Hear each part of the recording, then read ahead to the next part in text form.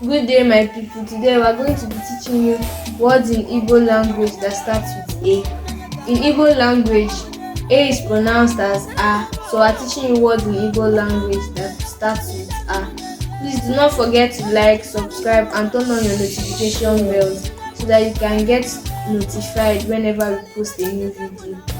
Aka, Hand, anya, eye, apa, back, ara, madness, ala, ground, ana, breast, akwa, egg, azụ, back, azụ, fish, ada, first daughter, ama, compound, atụ, chewing stick, ashị, lie, akụ, wealth, asa, as in asa nwa, beautiful, afa maọbụ aha, name, aja, sand, anụ, meat,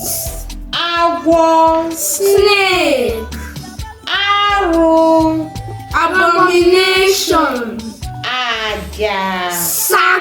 sacrifice. Kọrọ n'onwe n'aka.